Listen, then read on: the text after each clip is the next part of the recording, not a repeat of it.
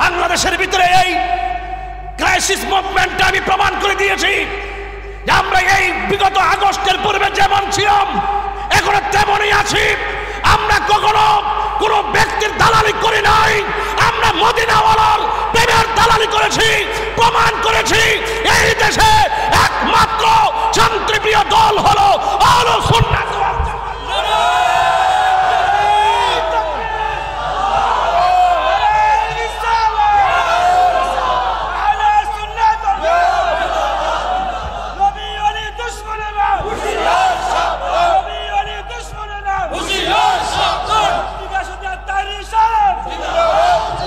বসুন বসুন সবাই বসুন।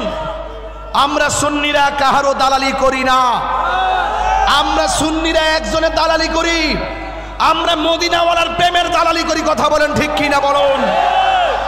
বসুন আমার যুবক ভাইরা বসুন। এবার আসুন, জিয়ারত করা কি হারাম না সুন্নত? এটা কি মোল্লার কথা না নবীর কথা? তো নবী যদি বলে থেকে জিয়ারত করা সুন্নত, তুমি জিয়ারতকে পূজা বললা কেন? এই জন্য আমি বলছি তোমার থুতা আমার জুতা। পারলে তোমার কোনো বাপ থাকলে বাংলাদেশে আমার সামনে নিয়ে আসো। এখনো টের পাইতেছেন তাহিরি কি জিনিস? এটা আলাদা ব্র্যান্ড, এটা আলাদা জায়গা, আলাদা জায়গা।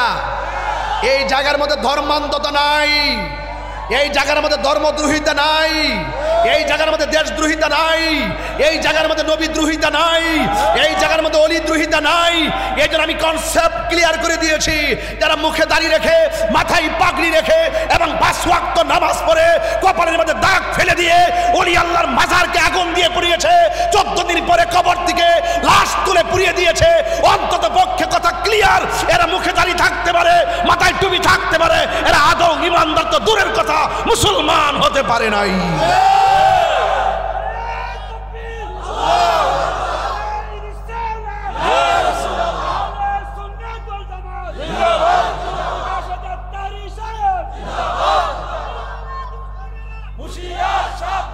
আমরা কি আল্লাহ ছাড়া কাউকে সেজদা করি? আমরা কি বিশ্বাসকে সেজদা করি? আমরা কি আম্মারে সেজদা করি? আমরা কি ভাইকে সেজদা করি?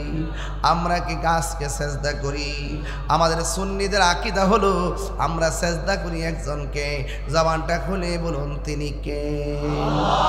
মাজারে যাওয়ার পরে আমরা কি সেজদা করি? মাজারে গিয়ে কি আমরা সেজদা করি না জিয়ারত করি? জিয়ারত করা কি সুন্নত না হারাম?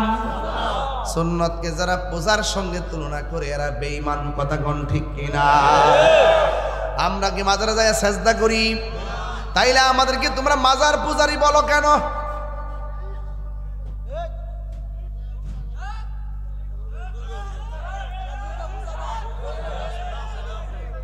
হ্যাঁ,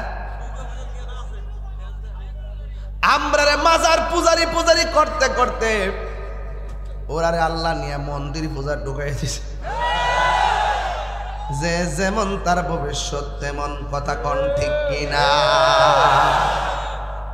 আমরা রে মাজার পূজারি। আমার জীবনে আমি মনে সব মিলাই মনে 30-12 মাজারে গেছি। সময় হয়েছি না, 21 বছর ধরে ওয়াজ করি, রাত্রে মানুষকে দিনে ঘুমাই। শাহজালাল ইয়ামানের মাজারে মাত্র গেছি 3 বার। কেল্লা শহীদ মাজারে রহমতুল্লাহ মাজারে গেছি। ছাত্র জীবনে মনে গেছি 2-3 বার। এখন মনে গেছি বুঝবার পর মনে গেছি 2-3 বার। আমার বাড়ির পাশে শালি বুগদাদির মাজারে গেছি মাত্র 4 বার। ওই আমানত সাদ গেছি 4 বার। এইভাবে সারা জন্মে এতবার এও যাইয়া জিয়ারত করছি, মিলাদ পড়ছি, দুরুদ পড়ছি, ক্যাম্প করছি, দোয়া করছি। কিন্তু দেখা যায় যে শুধুমাত্র নামটা ধরে দিলে আমরা নামটা দেখলে মাজার পূজারি। হেরার থুতা আমার জুতা। একটা মানুষের মিথ্যা অপবাদ দেওয়ার আগে 100 বার চিন্তা করতে হবে। আমি এমন ভাবে ক্লিয়ার কইরা বাংলাদেশের ভিতরে এই ক্রাইসিস মুভমেন্টটা আমি প্রমাণ করে দিয়েছি যে আমরা এই বিগত আগস্টের পূর্বে যেমন ছিলাম এখনো তেমনই আছি। আমরা কখনো কোনো ব্যক্তির দালালি করি নাই, আমরা মদিনাওয়ালার প্রেমের দালালি করেছি, প্রমাণ করেছি এই দেশে একমাত্র শান্তিপ্রিয় দল হলো আহলুস সুন্নাহ ওয়াল জামাত।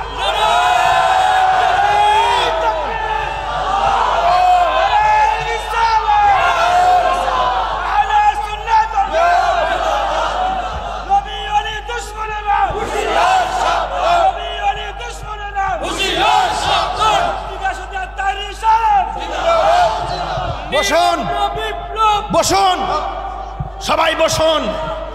আমরা সুন্নিরা কাহারও দালালি করি না, আমরা সুন্নিরা একজনের দালালি করি, আমরা মদিনাওয়ালার প্রেমের দালালি করি। কথা বলেন ঠিক কি না বলুন? বসুন আমার যুবক ভাইরা, বসুন। এবার আসুন, জিয়ারত করা কি হারাম না সুন্নত? এটা কি মোল্লার কথা না নবীর কথা? তো নবী যদি বলে থেকে জিয়ারত করা সুন্নত, তুমি জিয়ারতকে পূজা বললা কেন? এই জন্য আমি বলছি তোমার থুতা আমার জুতা। পারলে তোমার কোনো বাপ থাকলে বাংলাদেশে আমার সামনে নিয়ে আসো। এখনো টের পাইতেছেন তাহিরি কি জিনিস? এটা আলাদা ব্র্যান্ড, এটা আলাদা জায়গা, আলাদা জায়গা। এই জায়গার মধ্যে ধর্মান্ধতা নাই, এই জায়গার মধ্যে ধর্মদ্রোহিতা নাই, এই জায়গার মধ্যে দেশদ্রোহিতা নাই, এই জায়গার মধ্যে নবীদ্রোহিতা নাই, এই জায়গার মধ্যে অলিদ্রোহিতা নাই। এই জন্য আমি কনসেপ্ট ক্লিয়ার করে দিয়েছি। যারা মুখে দাড়ি রেখে, মাথায় পাগড়ি রেখে এবং 5 ওয়াক্ত নামাজ পড়ে কপালের মধ্যে দাগ ফেলে দিয়ে ওলি আল্লাহর মাজারকে আগুন দিয়ে পুড়িয়েছে, 14 দিন পরে কবর থেকে লাশ তুলে পুড়িয়ে দিয়েছে, অন্তত পক্ষে কথা ক্লিয়ার, এরা মুখে দাড়ি থাকতে পারে, মাথায় টুপি থাকতে পারে, এরা আদৌ ইমানদার তো দূরের কথা মুসলমান হতে পারে নাই।